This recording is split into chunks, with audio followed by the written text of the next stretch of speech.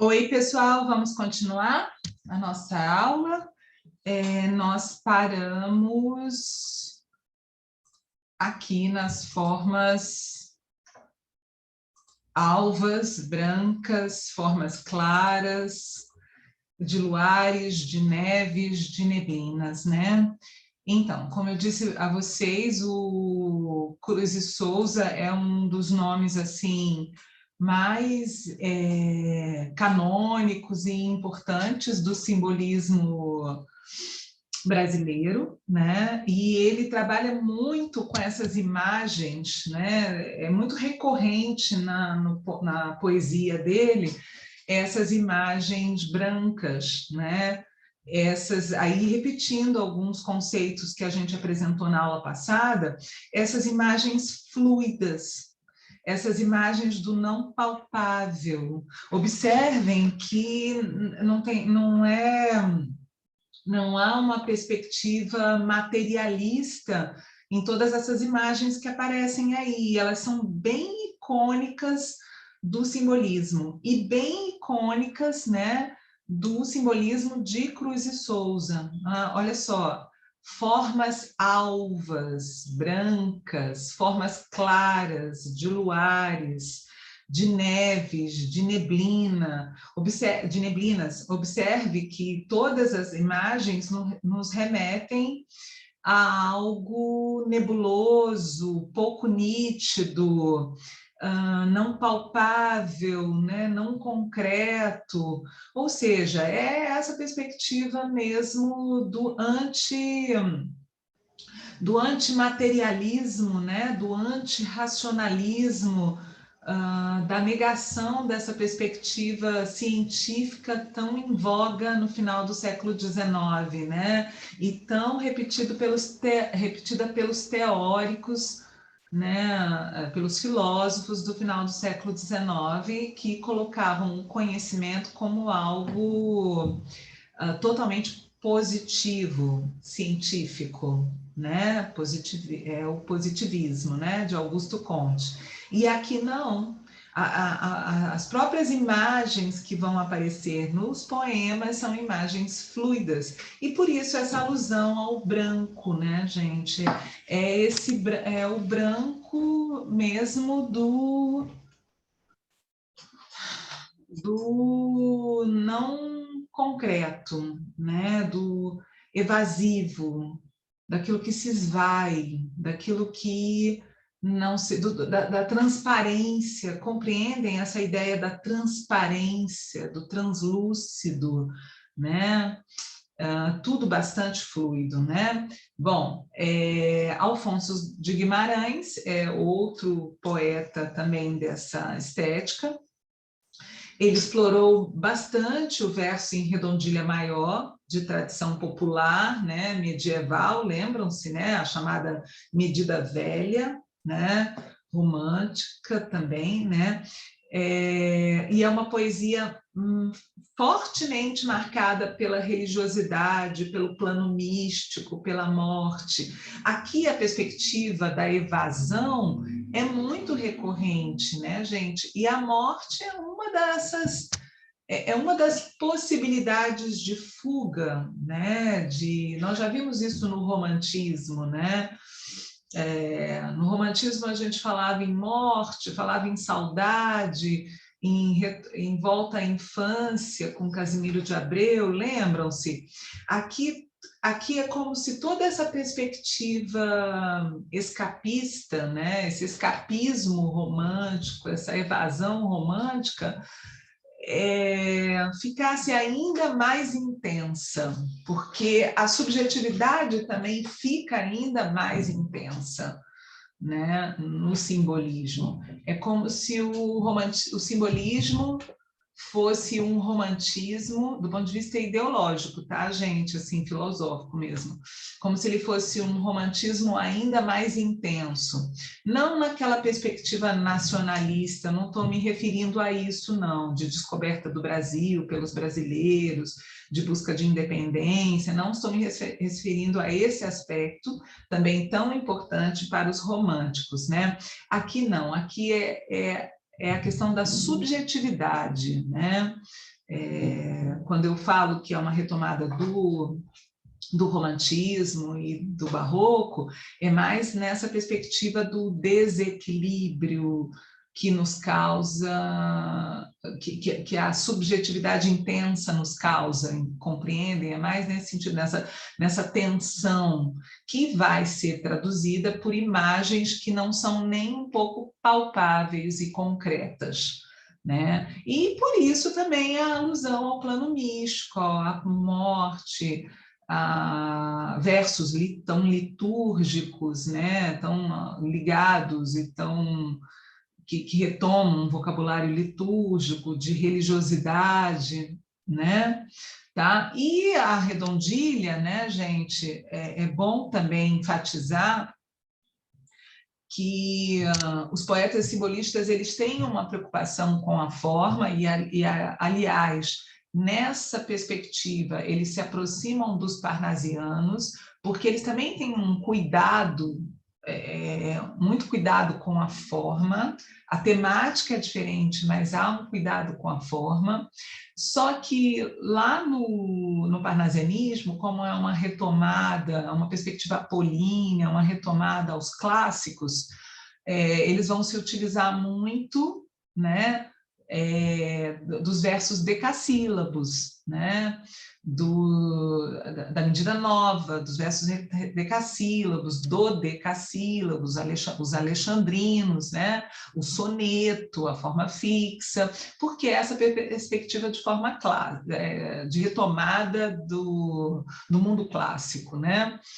Da simetria, etc. Aqui há uma preocupação com a forma, mas a preocupação com a forma ela está mais ligada à musicalidade, né, do que à plasticidade exatamente, né? Como eu disse há pouco, né, se a gente tivesse que comparar uma outra arte, aqui seria a música. Então, muito comum que, além de figuras de linguagem que exprimem, enfocam e reverberam mais a sonoridade, como a literação, a assonância, e outras mais, né? Além do uso dessas figuras sonoras, a retomada desses versos em redondilha, porque os versos em redondilha, vocês lembram? Eles eram muito usados pelas cantigas medievais, nas cantigas medievais, né? São versos muito musicais, né? De 5 a menor e de 7 a redondilha maior, né? No caso de Alfonso de Guimarães, ele explora bastante o verso em redondilha maior, 7 sílabas poéticas, né? Bom, aí nós temos um poema muito icônico, ele está na página 347, é isso mesmo? Isso, na página 347 do seu livro, tá? É um poema muito famoso do Cruz e Souza, e, aliás, é um poema de onde nós tiramos aqueles versos, né, com imagens brancas que nós lemos há pouco, tá? E ele é um poema que vai traduzir bastante esse espírito simbolista, tá? Ele está bastante traduzido aí, tá? Já que eu estava falando dessa questão formal, observem que há, sim, uma preocupação com a forma aí, né, gente? Vamos dar uma olhada nisso aí, nesse poema? Olha só, são todos quartetos, né? Observe na página 347 que esse poema, na verdade, ele é bem maior do que o trecho que a gente colocou aqui, tá? E depois a gente vai ter a oportunidade de falar melhor, mais sobre ele, porque ele, de fato, é um poema bastante importante, ele é uma referência no simbolismo brasileiro, tá? Bom, então, continuando, observe, né, que ele é bem maior do que esse trecho, nós só colocamos 4 quadras, mas quanto ao aspecto formal, observe, ele também tem uma preocupação com a forma, olha só, são todas quadras, né, são todas estrofes que estão simetricamente repetindo 4 versos, né? São quadras, portanto, são quartetos, né? Observem as rimas também, né? Que também é uma característica, também é um ponto importante lá no parnasianismo, com esse cuidado com a forma, aqui também, só que aqui a presença da rima, da coincidência sonora, enfatiza mais ainda a sonoridade dos poemas, né? Claras, aras, puras, frescuras, supremas, extremas, perfume, resume, serenos, venenos, soluçantes, radiantes, né? Quer dizer, há sempre essa alusão a imagens acústicas, isso é muito forte aqui, tá? Então, vamos ler o poema? Vou ler para vocês e fiquem prestando atenção nas imagens. Quais são as imagens? Lembrem-se, o nome da estética é simbolismo. Então, as imagens não são as imagens, mas elas são símbolos, certo? Elas são sempre símbolos, elas estão sempre representando algo da subjetividade do eu lírico, né? Tá? Ó formas alvas, brancas, formas claras, de luares, de neves, de neblinas. Ó formas vagas, fluidas, cristalinas, incensos dos turíbulos das aras. Formas do amor, constelarmente puras, de virgens e de santas vaporosas. Brilhos errantes, mádidas frescuras e dolências de lírios e de rosas, indefiníveis músicas supremas, harmonias da cor e do perfume, horas do ocaso, trêmulas extremas, réquiem do sol que a dor da luz resume. Visões, salmos e cânticos serenos, surdinas de órfãos flébeis soluçantes, dormências de volúpios venenos, sutis e suaves, mórbidos, radiantes. Nossa, gente, só de ler dá para perceber as aliterações, as assonâncias, as coincidências sonoras nas rimas, né? E se vocês prestaram atenção, as imagens indefiníveis, vagas, volúpia, né? Há várias imagens nesses poemas, né, que não pertencem ao mundo que eu estou repetindo aqui, né, materialista, concreto, né, fruto da ciência, né? A postura poética do simbolismo é contrária a isso, né? Tá? Então, as formas que a gente encontra nesse poema, ao contrário da perspectiva materialista do final do século, da tendência, toda a tendência estética do realismo, do naturalismo e do parnasianismo, aqui não, aqui vai se colocar de forma fluida. Tá? Então, observe que a gente tem uma série de imagens vagas aí, né? Tudo é meio vago. Do que esse poema fala, professora? Me digam, de que esse poema está tratando? Existe um tema concreto ou nós vamos falar simplesmente de formas, de sensações, de percepções, de impressões, tá? Certo? Bom, gente, o que é antífona, né? Quem é religioso, quem frequenta a igreja, deve saber o que é uma antífona, né? A antífona é um versículo que se diz, ou que se entoa, né? Pode ser na forma de cântico também, né? Antes de um salmo. Então, antes de apresentar um salmo, vem um cântico, tá? Ou um cântico religioso, né? Isso é antífona, tá certo? Então, vamos fazer essa viagem aí, gente. Acho que mesmo quem não é religioso, algum tipo de referência religiosa deve ter, né? Então, vamos tentar entrar aí nesse mundo mais místico, né? Nessas imagens mais metafísicas, não palpáveis, e agora, sabendo o significado de antífona, né, que é esse cântico, né? Para que o cântico, gente, numa celebração religiosa? Por que o cântico? Para fazer essa comunicação com o divino, né? Essa comunicação com esse mundo espiritual, metafísico, com a transcendência, né? A antífona faz isso, né? Gera essa elevação, né? que aparece, inclusive, de formas diversas, nas diversas religiões. Mas as diversas religiões fazem, sim, o uso dos sons ou dos cânticos para essa comunicação com o divino. Não é isso? Né? Bom, ó formas alvas, brancas, formas claras, de luares, de neves, de neblinas. Não é nada palpável, é tudo nebuloso, é tudo vago. Ó formas vagas, fluidas, cristalinas, incensos dos turíbulos das aras. De que essa primeira estrofe, qual é a descrição que essa primeira estrofe faz? Você sabe o que são turíbulos?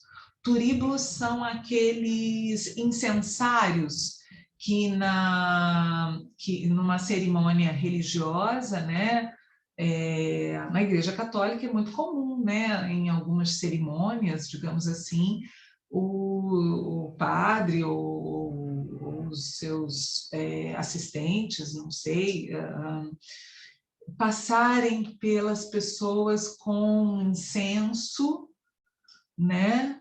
Aquilo é um turíbulo, tá certo, gente? É um incensário, tá? Então, os incensos dos turíbulos, vocês perceberam que o que ele está descrevendo aí é aquela fumacinha que sai dos incensários? Vocês perceberam isso? Olha que imagem fluida, gente, a fumaça. Formas alvas, brancas, claras, de luares, de neves, de neblina, é a fumaça. Fumacinha dos turíbulos, dos incensários, do incenso.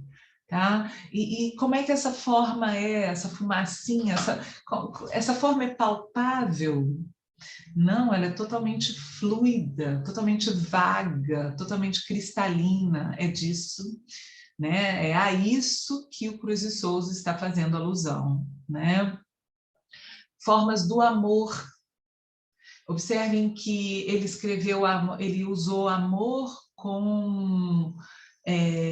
que é um substantivo abstrato, né? Ele é abstrato, mas ele é comum, mas ele está com letra maiúscula. Por quê? Porque neste poema o amor e toda a fluidez, toda a perspectiva espiritual do amor, né? Que aqui não é a perspectiva concreta do amor, compreendem, né? Da concretização. É um amor alegoria, né? Tá? Universal, compreendem isso? Observem também, ó, virgens e santas, também com letra maiúscula, né? E a imagem dessas virgens e santas, vaporosas, é palpável? Não, é vapor. É a fumacinha do incensário, tá? É tudo vaporoso, é tudo não palpável, não concreto, místico.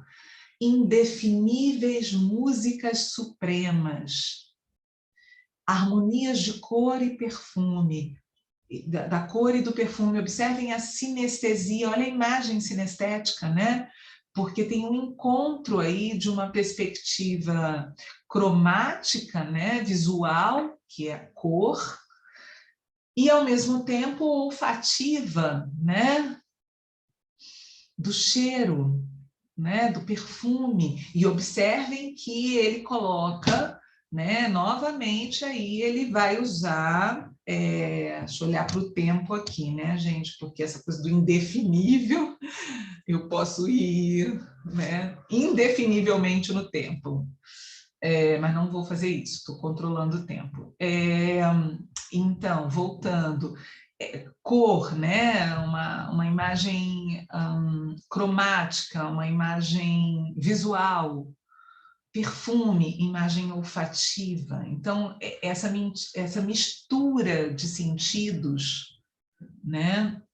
E sempre de uma forma vaga. Olha aí, ó, horas do ocaso, trêmulas, extremas, requiem do sol, que a dor da luz resume. Gente, olha que verso forte, a dor da luz.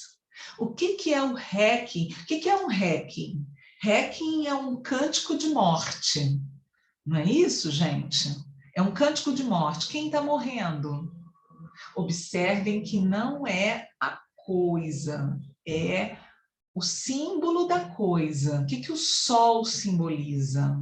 O sol simboliza o dia, o sol é a vigília, o sol é a razão. Não é isso? Já vimos isso, né? Essa alegoria. Mas o que é o crepúsculo, né? O pôr do sol? É o réquiem do sol. Réquiem do sol que a dor da luz resume. Uau, gente, é muito intenso, é muito forte essa imagem, né? E bastante sinestésico, porque, novamente, a perspectiva da luz cromático, sensação visual, e dor tátil, né? Tátil, porque aqui tem essa perspectiva, ele chega a sentir a dor dessa luz que morre, é o dia que morre, né? É a vigília que se esvai, né? Dando licença aí para a noite, para o plano místico, onírico, né? Misterioso da noite, do noturno. Certo, gente? Tem como explicar esse poema aqui de forma lógica? Vocês estão percebendo que não é uma perspectiva cartesiana, lógica, centrada. Não, são símbolos, são formas, né? O poema faz alusão a formas vagas, porque ele está falando de um plano que é um plano místico, sensorial, metafísico.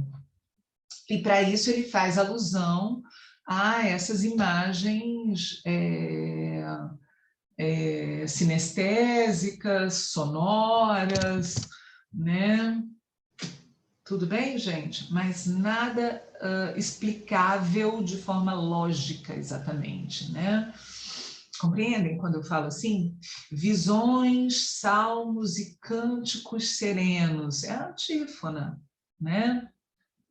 Surdina de órgãos flébeis, soluçantes, dormências de volúpios venenos, sutis, suaves, mórbidos, radiantes. Percebem a aliteração?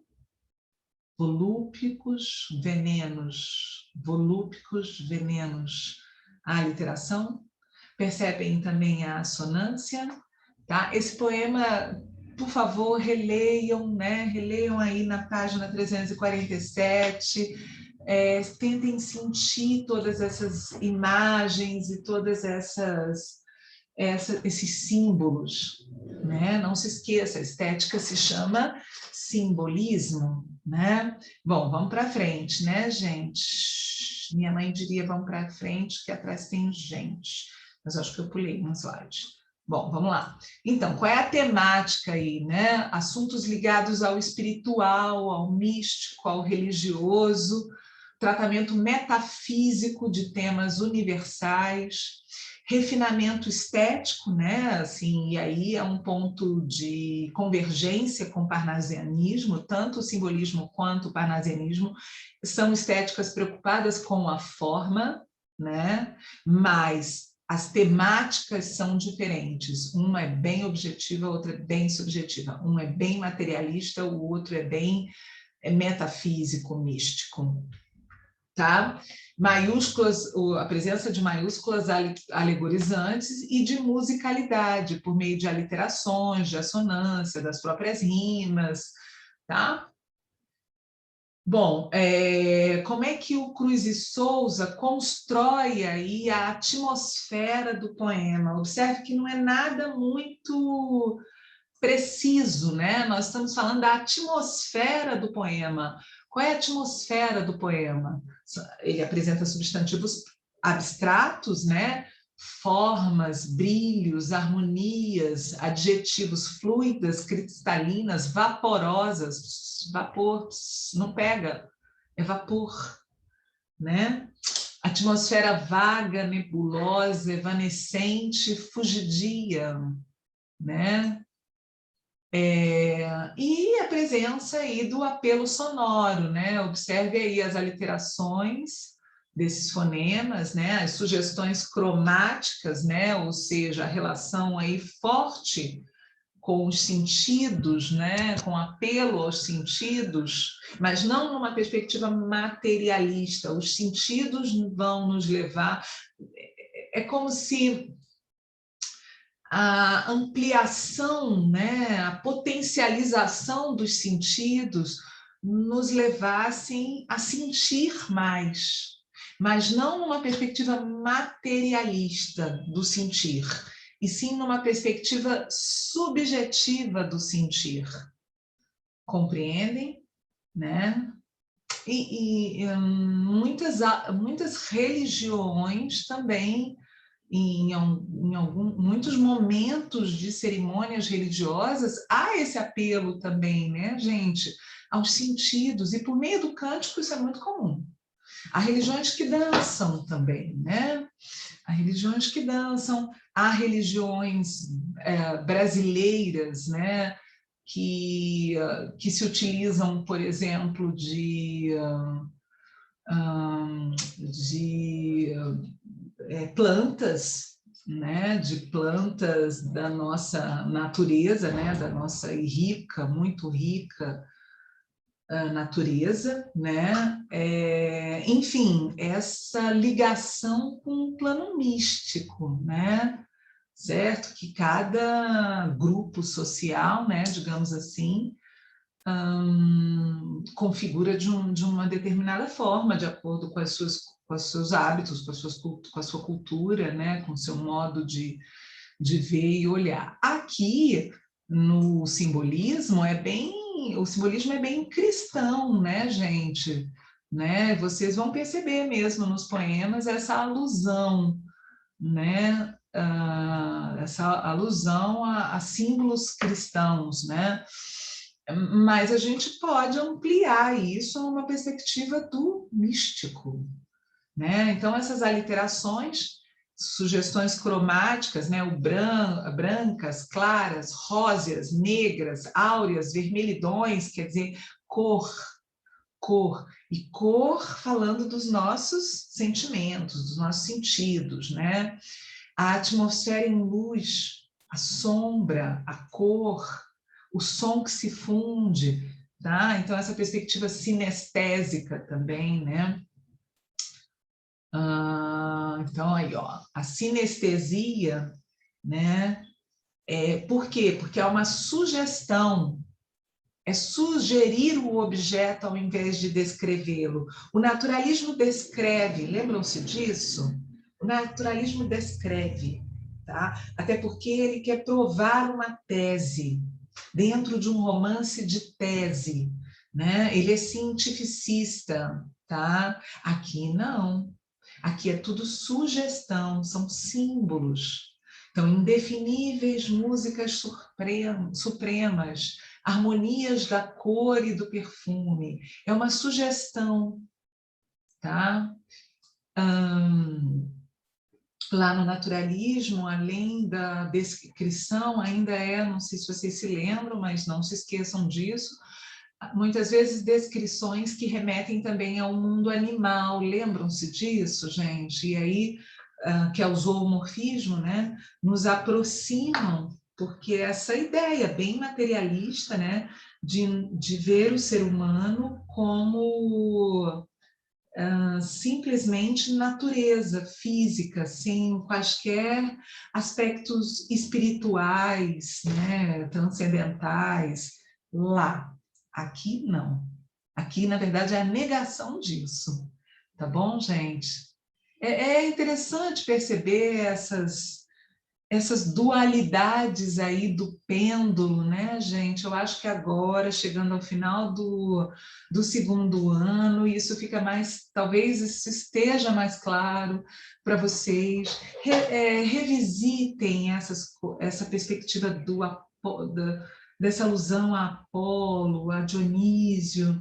Revisitem isso é bastante interessante, como a nossa literatura ela bebe muito, ela sofre muita influência da literatura ocidental, né, gente? Né? Porque com os estudos, aprofundando os estudos, nós vamos, hoje, nos estudos contemporâneos de literatura, nós percebemos muitas outras influências na nossa cultura e na nossa literatura, tá, gente? Quando vocês estudarem, ou talvez alguns de vocês já tenham contato com arte, com literatura contemporânea. E aí as influências são múltiplas e a gente sabe que de outras culturas também, né? Mas aqui a gente tem ainda do ponto de vista canônico, né? E a escola reproduz esse cânone, né? Ela, embora também amplie o cânone, mas reproduz o cânone. E aí fica bem clara essa perspectiva, né, da cultura ocidental, dessa coisa grega, né, do Apolo, Dionísio. Revisitem essas ideias, tá? Vai ajudar vocês a compreenderem melhor tudo isso que nós estudamos até aqui, tá? Bom, então, a linguagem é vaga, né? A gente tem aí uma perspectiva antimaterialista, antirracionalista, subjetiva, né? Com a presença da morte, obviamente, porque a morte é um escape, né? É uma perspectiva fugidia, é uma perspectiva de evasão, né? Então, a morte está aqui. Olha o poema que traz aqueles versos que eu li no início, né? Está no livro de vocês também, na página 334, e vocês têm aí também exercícios, né, para comentar esse poema. Eu vou ler para vocês. Violões que choram, já é uma perspectiva sonora, né, de musicalidade. Plangentes violões, tormentes mornos, soluços ao ar, choros ao vento, tristes perfis, os mais vagos contornos, bocas murmurejantes de lamento, noites de além, remotas que eu recordo, noites da solidão, noites remotas, que nos azuis da fantasia bordo, vou constelando de visões ignotas, sutis palpitações à luz da lua, anseio dos momentos mais saudosos, quando lá choram na deserta rua as cordas vivas dos violões chorosos, quando os sons dos violões vão soluçando, quando os sons dos violões nas cordas gemem e vão dilacerando e deliciando, rasgando as almas que nas sombras tremem. Observem os violões tocando aí, tá, gente? Essa onomatopeia também, né? Com as aliterações, a reprodução do próprio som dos violões, né? Harmonias que pungem, que laceram, dados nervosos e ágeis que percorrem, cordas em um mundo de dolências geram, gemidos, prantos que no espaço morrem, e sons soturnos, suspiradas mágoas, mágoas amargas e melancolias, no sussurro monótono das águas, noturnamente entre ramagens frias. Vozes veladas, veludosas, vozes volúpias dos violões, vozes veladas, vagam nos velhos vórtices velozes dos ventos vivas, vãs vulcanizadas. Tudo nas cordas dos violões ecoa e vibra e se contorce no ar, convulso. Tudo na noite, tudo aclama, tudo voa sobre o febril, sobre a febril agitação de um pulso, que esses violões nevoentos e tristonhos são ilhas de degredo atroz, funéreo, para onde vão, fatigadas no sonho, almas que se abismaram no mistério. Tá? Que a gente percebe aí, novamente, essa perspectiva da linguagem vaga, fluida, imprecisa, tristes perfis, os mais vagos contornos, noites da solidão, noites remotas, que nos azuis da fantasia bordo. A ideia de fluidez, novamente, né, gente, nos substantivos abstratos, soluço, choro, contorno, noite, azuis, os adjetivos plangente, morno, triste, vago, né, é um painel subjetivo da realidade. As aliterações, que aqui são muito recorrentes, né? Aliterações do fonema V, né? Que eu até falei na outra aula, e que sugerem, né? Sugerem o vento, sugerem o próprio som dos violões, né? Dos violões chorosos, tristonhos, né? Observem aí que os símbolos, né? Remetendo às emoções, né? Chorosos, tristonhos, né? A personificação, né? Porque é como se o violão fosse humanizado, né? Mas ele é humanizado porque ele traduz os nossos sentimentos, né? Os sentimentos, as nossas impressões. Estrofes, né? Com sinestesia, plangente, bocas murmurejantes, imagens táteis, né? Morno, e divisão também, cromáticas, né? Azuis da fantasia, luz da lua, e tudo muito impreciso, né, gente? Que esses violões nevoentos e tristonhos são ilhas de degredo atroz, desculpem, funéreo para onde vão, fatigadas do sonho, almas que se abismaram no mistério. Então, a negação da visão positiva, do positivismo, né, gente? Da visão equilibrada do pensamento científico, né? Aqui são os estados de dilaceração da alma, né? A dor do existir, né? Daquela crise que eu falei para vocês do final do século, né? É uma visão pessimista. As almas fatigadas do sonho isolam-se nos sons dos violões tristonhos. Isolamento, dor, morte, né? Certo? Ilhas, funéreo, tá? Tudo que a gente conversou no início do dia de hoje, né? Das aulas de hoje, né? Rasgando as almas que nas sombras tremem e sons soturnos, suspiradas mágoas. Traço da linguagem simbolista, né? Interesse pelo inconsciente, pelo subconsciente, pelo sonho, pela loucura, não pela vigília, não pela luz do dia e da razão, não, pelo noturno, pelo onírico, pelo sonho, pelo metafísico, pelo não palpável, pelo não racional, certo? Bom, o simbolismo, como a gente viu, ele é uma retomada aí do romantismo, né? Porque ambos combatiam o racionalismo e valorizavam a subjetividade, o ilógico, o mundo interior, o mundo místico, misterioso, né? Que na obra de alguns poetas simbolistas resultou na poesia religiosa, como eu já disse. Tá? E aqui o quadro da página 337, fazendo aí uma comparação entre o simbolismo e o parnasianismo. Há pontos de encontro entre o simbolismo e o parnasianismo. Vamos dizer o seguinte: pontos de encontro, o aspecto formal, pontos de desencontro, os aspectos temáticos. Mas vamos ler esse quadro? Simbolismo, subjetivismo. Parnasianismo, objetivismo. Simbolismo, linguagem vaga, fluida, busca sugerir, metafórica, né? No parnasianismo, precisa, objetiva, culta.